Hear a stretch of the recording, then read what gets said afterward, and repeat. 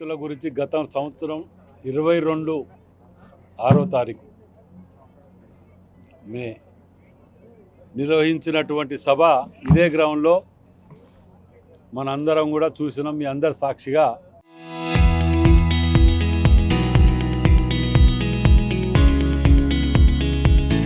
దానిని తూచా తప్పకుండా అమలు చేసి తీరినాం.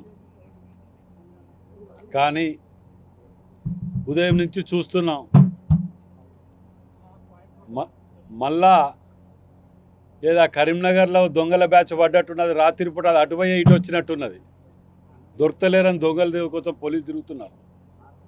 వీళ్ళు మాట్లాడే మాటలు దయ్యాలు వేదాలు వర్ణించినట్టున్నాయి. మీ బతికేంది, మీ చరిత్ర ఏంది అనేది మీ ఇంటి తోటి ఆడపడుచు మాట్లాడిన దాన్ని ఇంకా మర్చిపోయి ఎవరు పట్టించుకోరని సిగ్గు శరం లజ్జ లేకుండా అబద్ధాలే వాళ్ళ జీవితం, వాళ్ళ బతికే అబద్ధాల బతుకు తీరుగా ఓ సభను పెట్టి సరిగ్గా కొడితే 4-5 వేల మంది లేరు. అది కార్యకర్తలను దింపి ఓ 10 పరకో రైతులను తీసుకొచ్చింది కావచ్చు. కానీ కార్యకర్తలను నింపి వవ్వా అనిపించుకొని తృప్తిపడి మళ్ళీ పోతున్నారు. ప్రజలు మిమ్మల్ని నమ్మే పరిస్థితిలో లేరు అని తెలిసినా గుడ్డగాల్చి ఎంతసేపు కాంగ్రెస్ పార్టీ మీద ఏడ్చి చావటం తప్ప మీకు మరో ఆలోచన లేదు. మీకు అసలు ఈ దొంగల ముఠ 10 ఏళ్లలో నరసింహమూర్తి అని చెప్పి వీళ్ళ టీఆర్ఎస్ నాయకులు దొంగ రైతులు ఏది మన పత్తిలు అవి ఇట్లా విత్తనాలు ఇట్లా అమ్మి పట్టుబడి సుమారు 700 మంది రైతులకు 4 కోట్ల రూపాయల పరిహారం ఇప్పించేదాకా మేము నిద్రపోలే వాళ్ళకు వీళ్ళు చేసిన పాపానికి. నరసింహమూర్తి బీఆర్ఎస్ నాయకుడు వెంకటాపురం వేల మంది రైతులకు నకిలీ విత్తనాలు అమ్మిన ముఠా ఇది. దానికి రాహుల్ గాంధీ గారిని తిట్టడం, ఇటుపోతే రేవంత్ రెడ్డి గారిని ముఖ్యమంత్రి గారిని తిట్టడం ఓ ఫ్యాషన్ అయిపోయింది. వీళ్ళకి తిట్టడం, చేసిన తప్పులు చేసిన అని చూపించకుండా సిగ్గుశరం లజ్జ లేకుండా ఇక్కడ ఉన్న కమిషనర్ని పట్టుకొని ఎమ్మెల్యేలు ఖమ్మం పోయి చూసి వచ్చి కరీంనగర్ పోయి చూసి వచ్చి చరిత్ర మర్చిపోతున్నారు. వీళ్ళు రైతులని భూ నిర్వసితులని ఎంత అవమానపరిచి కోట్ల చుట్టూ తిప్పి తిప్పి తిప్పి ధర్నాలు చేసి ఇది చేసి 7,000 మంది రైతులు చనిపోయినరు. అసలు నిరసన తెలపటానికి జాగ లేకుండా వేదికలని తరలించేసిన వీళ్ళు ఈ మూర్ఖులు. ఈ ఎదవ మాట్లాడతాడు ఇప్పుడు. ఈ ఎదవకు మర్చిపోయింది అనుకుంటాడో మరి ఏమనుకుంటాడో అర్థం కాలే. కానీ ఇప్పటికీ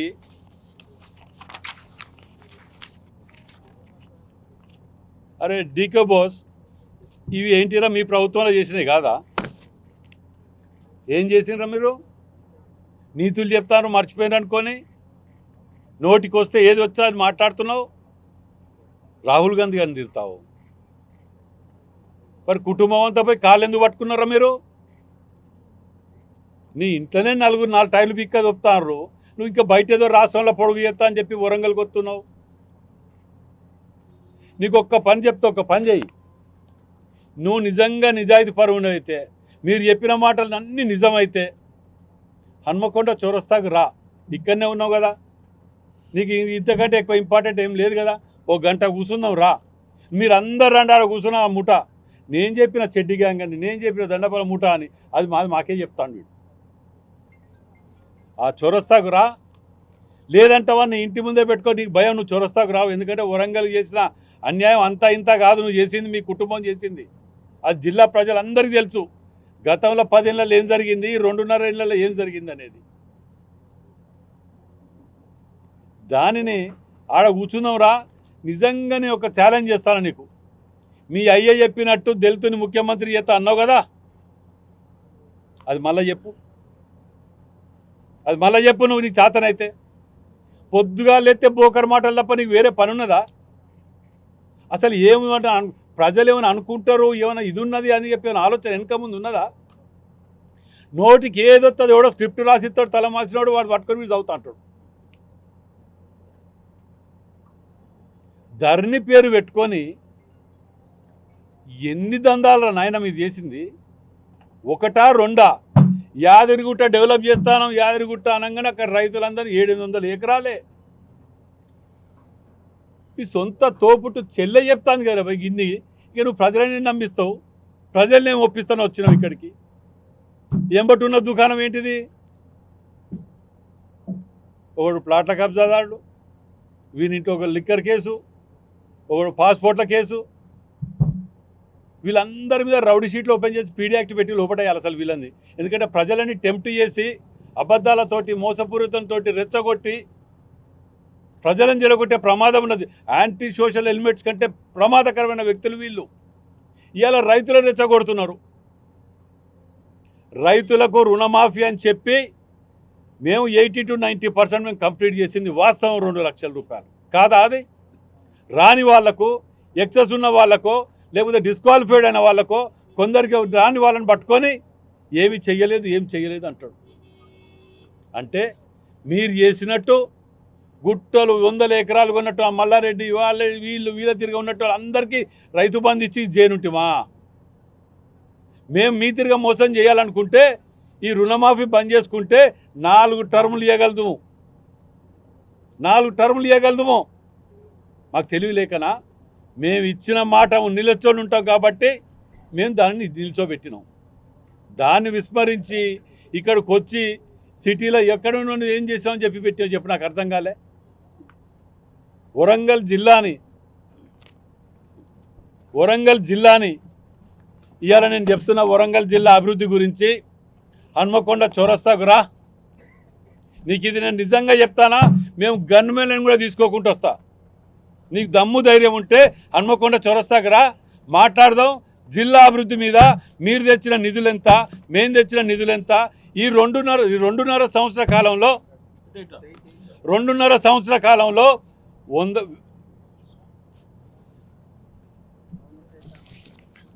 2.5 లక్ష కోట్ల రూపాయలు ఖర్చు పెట్టినాం మేము. లెక్కలతో సహా పెడతాం మీ కాడ. ఈ దొంగ మాటలు, దొంగ కన్నీరు గార్చుకుంటూ ఎన్ని రోజులు ఎంతమందిని ఇంకెన్నడూ మోసం చేద్దామని,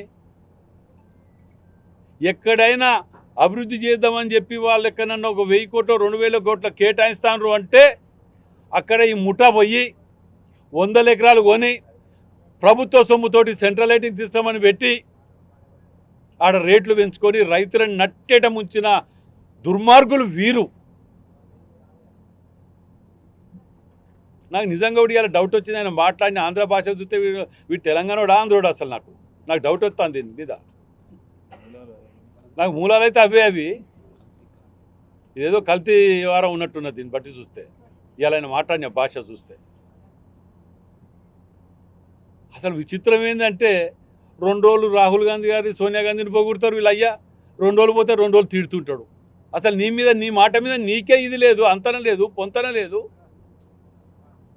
నీకేం తెలుసు అని చెప్పి నువ్వు బేసన్ల గాడికి వచ్చినాడు, అక్కడికి పోయి అవి గాడికి వచ్చినాడు పట్టుకొని రైతుల గురించి తెలిసినట్టు ఆ స్క్రిప్ట్ రాస్తే చదువుతాడు. ఇక నువ్వు చెప్తే నువ్వు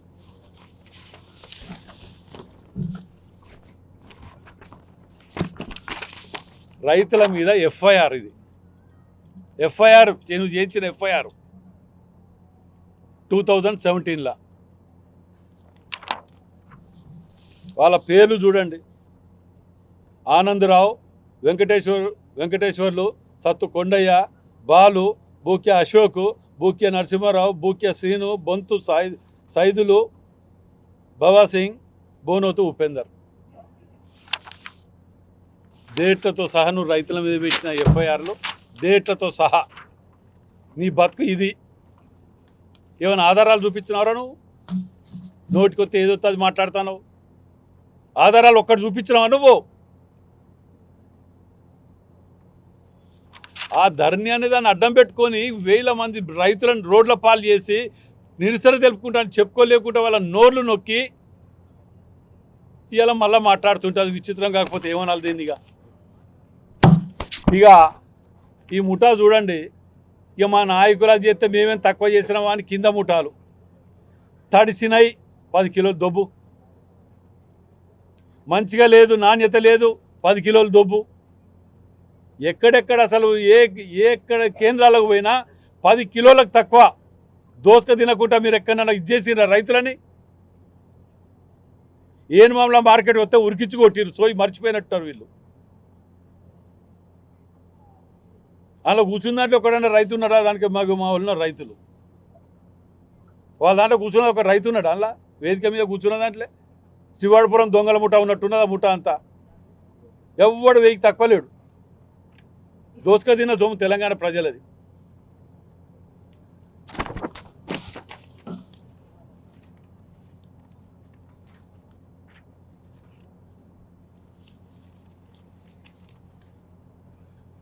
అప్పుడు ఏం మాట్లాడిన వీళ్ళు వరి ఎత్తే ఇది ఉంటుందని ఇది ఉంటే అది ఉంటుందని చెప్పి మేమైనా ఇంకా ఇంత ఖర్చు పెట్టి రైతుల అవగాహన సదస్సు ఎందుకు కల్పిస్తున్నామే? దీనికి ప్రజలకు రైతులకు అవగాహన ఉండాలని దాని మీద ఏది వేస్తే వరి వేస్తే అందరం వరి వేస్తే ఎక్కువ ఇబ్బంది అవుతున్నది దీనికి ఇది అని చెప్పి నిన్న ముఖ్యమంత్రి గారు రివ్యూ పెట్టి మొక్కజొన్నల కాడికి వెళ్ళి మొదలు పెడతాం ప్రతిది కూడా ప్రతి గింజ వరకు కొనాలని చెప్పి మేము తీర్మానం చేసుకుంటాం. మేము పోతుంటే ప్రతిరోజు మేము ఇది చేసుకుంటాం. దేని మీద దాని మీద ఒక క్షణం తీరిక లేకుండా మేము ఉంటాం ఇలా ప్రజలల్లో. వీళ్ళు కేవలం రెచ్చగొట్టడానికి సమయం కేటాయించింది తప్ప అభివృద్ధి గురించి ఎన్నడన్నా ఈ సమయం కేటాయించిండ్రా? మీ ఎమ్మెల్యేలకు మంత్రులకే సమయం టైం లేకుండా తిరిగిన దోసుక తిన్నారు మీరు. ఇలా వీళ్ళు నియమ నీతులు చెప్తుంటే విచిత్రం అనిపిస్తుంది. ఆడ చూడండి ఉన్నదాని మీద 20కి 20 కుంపట్లు ఉన్నాయి.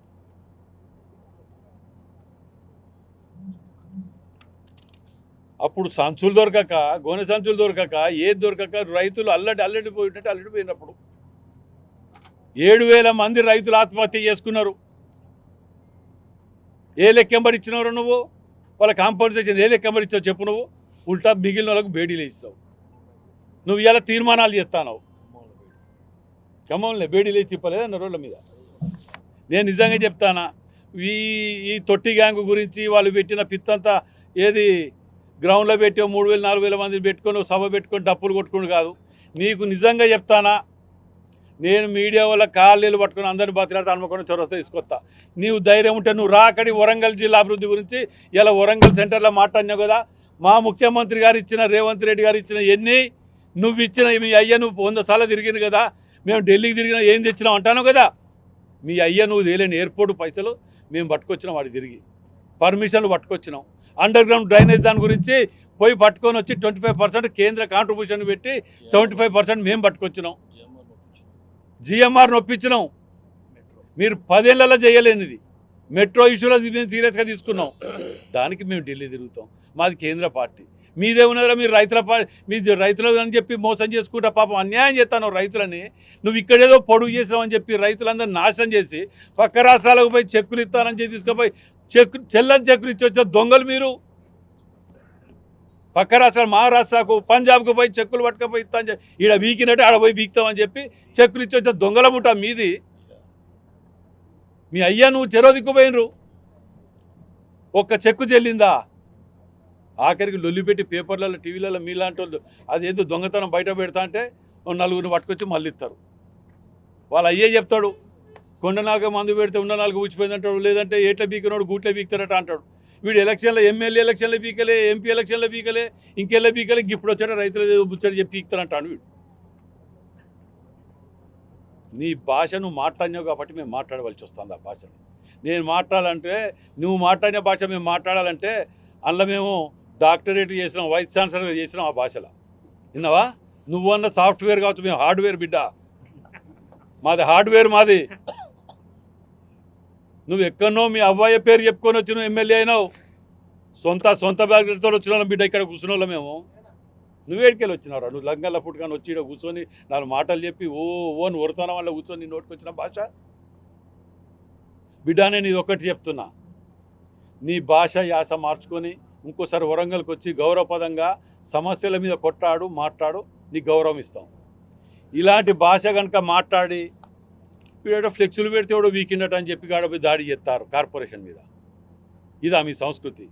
అప్పుడు అట్నే చేసారు. తెలంగాణ ఉద్యమం ముందు ఏంటంటే 4 పెట్టుకొని దాడి చేసుకుంటా పోతే కాంగ్రెస్ వాళ్ళు కొద్దిగా తొందరపడ్డారు, ఓపిక ఎక్కువ, వీళ్ళు చాలా ఓపిక పడతారని చెప్పుకుంటా పోయి అంటారు. ఆ ఓపిక మాకు లేదు. మేము కూడా మా హైకమాండ్ చెప్పదలుచుకున్నాం, మా ఓపికని కూడా మీరు కూడా ఆపకండి చాలు వీళ్ళు చేసే పనులకు. బిడ్డ ఇంకోసారి కనుక వచ్చి ఇట్టాడు పనులు చేస్తే నువ్వు తిరిగి కూడా పోవు, వాపస్ గుర్తుపెట్టుకో. ఇలా పరాజకం అవుతుందా నీకేమన్నా? నువ్వు నువ్వు అసలు పెద్దోనివా చిన్నోనివా అర్థం కాకుండా అటు ఇటు కాకుంటున్నావు నువ్వు. 2 తీర్లు అటు ఇటు కాకుంటూనే ఉన్నావు నువ్వు. బాంబులు పెట్టుడేందా? వానాయంలో కట్టుకుంటారు, వానాయంలో కూలుతుంది. సిబిఐ ఎంక్వైరీ అంటే వీడియో తిరగబడు, మాకు ఈ మేము చూస్తాం, సిబిఐ ఎంక్వైరీ ఏత్త వీక్తాం అని బీజేపీ పట్టాడు. ఏత్త వాడు వీకేలేదు, వీడు వీకేలేదు. అగ్రికల్చర్ బిల్లు ఎవరు పెట్టేవాడు మద్దతు తెలపలేదు వీళ్ళు. డిమానిటేషన్ కాడికి వెళ్ళి మొదలు పెడితే, జిఎస్టీ నుంచి మొదలు పెడితే అగ్రికల్చర్ బిల్ దాకా మద్దతు తెలిపి అగ్రికల్చర్ బిల్లు మీద లాస్ట్ మినిట్లో యూటర్న్ చేసుకున్న దొంగలు వీళ్ళు. దానికి మేము బాంబులు పెట్టుడేందా? బాంబులు పెడితే చీరిక వస్తుందా? కూలిపోతుంది, ఎగిరిపోతుంది అది. అయినా వారాయంలో వాడు కట్టుకొని వాడుగులో కొట్టుకొని వాళ్ళు చేసుకొని మా మీద అంట కడితే ఇది ఒక్కటి సారదా ప్రజలు నమ్మాలన్నా వద్దనటానికి? అసలు అది చేయబట్టి సగం ఓడిపోయింది వీళ్ళ కారణం. అది కారణమే అది. ఇది సిగ్గు సెరవు లేకు అసలు మాట్లాడింది లేదన్న. నాకు చిన్న మీరు ఏమనుకోకండి, మానసిక పరిస్థితి బాగలేదని మాకు ఇప్పుడే వాళ్ళంటే కొందరు చెప్తున్నారు. ఏది కేటీఆర్ మానసిక పరిస్థితి బాగలేదు అని కొద్దిగా సరే మేము కూడా మాకున్న దానిలో మేము కూడా ఇంత చందా చేసుకున్న హాస్పిటల్ ఖర్చులు అవి అయితే మేము కూడా చేస్తాం. దయచేసి మీ మీడియా మిత్రులు కూడా మీకు వచ్చే జీతాలలో మీ కాంట్రిబ్యూషన్ కూడా ఉండేటట్టు ప్రయత్నం చేయండి. ఎందుకంటే ఆ పరిస్థితి బాగా లేదు, మానసిక పరిస్థితి. వాడు ఏదేదో మాట్లాడతాను, రాత్రి పూట అక్కడికి ఎక్కడికి బయట పోయి ఇటు ఇటు చుక్కలు లెక్క పెడతాను. చుక్కలు లెక్క దొరుకుతుందా వీరికి? మీరు చూసుకుంటే చుక్కలు లెక్క దొరుకుతుందా? అంటే బాంబులు పెట్టే ముచ్చట ఉన్నట్టు ఇది కూడా కలిసి బాంబులు పెట్టడానికంటే అర్థం పర్థం ఉండాలి. మాట్లాడటానికి ప్రజలు మరి నమ్ముతారా లేదా, ఇది ఏంటిది అనే దాన్ని బట్టి. ఇట్నే ఊరుకుంటా కూర్చుంటే ఎవడో తీసుకుపోయి కింద పెడతాడు బాంబే. అదేవిగా బీఆర్ఎస్ అంటేనే బద్మాష్ రాష్ట్రాల సమితి ఇప్పుడు జమ అయింది మళ్ళీ వరంగల్కు. ఏంటంటే వరంగల్ అంటే పోరుగడ్డ కాబట్టి మళ్ళీ ఇక్కడి వచ్చినాం, మేము పోరు మొదలు పెడుతున్నాం అని డైలాగ్ కొడుతున్న వాడు బద్మాష్ గాడు కేటీఆర్ గాడు. వానికి నోరు అదుపు లేదు, నోరు అదుపు పెట్టుకొని మాట్లాడాలి. అందుకని నేను బడవా అన్నాడు మన ముఖ్యమంత్రి గారు. మా ముఖ్యమంత్రి గారే బడవే, మీరు ఇద్దరు కూడా బడవలు రాని అన్నాడు. అదే బడవల మాటలే మాట్లాడుతున్నాడు తప్ప వాడు ఏది కూడా ఒక్క మాట కూడా ఒక ముఖ్యమంత్రిని గౌరవించే విధంగా లేదు. అరే బడవే బద్మాష్గా, అరే హౌలే కేటీఆర్గా నీ నోరు అదుపులో పెట్టుకొని మాట్లాడు. రైతులను ఆదుకున్న ప్రభుత్వం కాంగ్రెస్ ప్రభుత్వం. దిగవంత రాజశేఖర రెడ్డి గారు తన తొలి సంతకం ఉచిత కరెంటు కోసం సంతకం పెట్టిన గొప్ప చరిత్ర కాంగ్రెస్ది. మరి 1000 ఎకరాలు పంచింది కూడా అప్పుడు కాంగ్రెస్ ప్రభుత్వమే. ఈరోజు ప్రాజెక్టులు ఎన్నో ప్రాజెక్టులను కట్టి కాంగ్రెస్ ప్రభుత్వం దేశానికి అందించిన ఘనచరిత్ర కాంగ్రెస్ది. నువ్వు కాళేశ్వరం కట్టి కూలేశ్వరం చేసిన చరిత్ర మీది. మీరు అర్హులేగా మాట్లాడేదానికి ఇక్కడ వరంగల్కి వచ్చి బిడ్డ మేము తలుచుకుంటే నువ్వు రోడ్డు ఈ వరంగల్ పొరమేడ కూడా దాటవు. బడవ మాటలు మాట్లాడుతున్నావు, తస్మాత్ జాగ్రత్త, నోరు దగ్గర పెట్టుకొని మాట్లాడు. మీరు దోసుకున్న డబ్బు, తెలంగాణ ప్రజలపైన దోసుకున్న డబ్బు ఈరోజు మీకు వాటిని పెట్టి వాటితోనే మీరు మళ్ళీ ప్రజలను మోసం చేయాలని వస్తున్నారు. ప్రజలు గమనిస్తున్నారు మీ వ్యవహార శైలి. నువ్వు అనుకుంటున్న బిడ్డ నీకే మాట్లాడేస్తుంది అనుకుంటున్నావు. అంతకంటే మరి 3rd డిగ్రీ చూపెడతాం మేము. సాఫ్ట్వేర్ అని నువ్వు పెద్ద విరవిగుతున్నావు, మేము హార్డ్వేర్ అయిపోయి మా రాయన్న చెప్పినట్టుగా. కాబట్టి నోరు దగ్గర పెట్టుకొని మాట్లాడు. రైతులను కాపాడిన ప్రభుత్వం మాది. నువ్వు రైతులకు బేడీలు వేసిన చరిత్ర మీది. మరి ఇక్కడ మా వర్ధనపేట కాన్స్టిట్యున్సీలో కూడా తెలుసు మీ అందరికీ. రైతులను పోలీస్ స్టేషన్లో కొట్టిన చరిత్ర మీది. మరి వారికి బేడీలు వేసి వారిని చిత్రహింసలకు గురి చేసిన మీరు మళ్ళీ ఈరోజు రైతులను ముసలి కన్నీళ్ళు కారుస్తున్నారు బిడ్డ. నువ్వు ఎంత హౌలేగాడు, మా తెలంగాణకు పట్టిన చీడ పురుగు నువ్వు. ఇంకా నువ్వు రారాజులాగా విరవిగుదాం అనుకుంటున్నావు. ప్రజలు గమనిస్తున్నారు. తప్పనిసరిగా నిన్ను ఎక్కడ బొందబెట్టాలో అక్కడ బొందబెట్టిన రైతులు గుర్తించే. మరి ఈరోజు రైతు భరోసా కానివ్వండి, రైతు రుణమాఫీ చేసిన ఘనచరిత్ర మాది. ఇవాళ వడ్లను కానీ ప్రతి సన్న వడ్లకు 500 బోనస్ ఇచ్చిన చరిత్ర కాంగ్రెస్ది. మరి ఆ సన్నవడ్లను కొని వరేస్తే ఉరియన్న మీ అయ్యా ఈరోజు వరేయమని మా కాంగ్రెస్ క్యాబినెట్ అంతా కూడా తీర్మానం చేసి వరేయండి, వరేస్తే మీకు బోనస్ ఇస్తామన్న చరిత్ర మరి కాంగ్రెస్ చరిత్ర. మరి నువ్వు రాహుల్ గాంధీ గారిని కూడా ఏకవచనంతో అరే తురే అని మాట్లాడుతున్నావు బిడ్డ. మరి జాగ్రత్త, నీ నోరు ఒళ్ళు పెట్టుకొని దగ్గర పెట్టుకొని మాట్లాడు.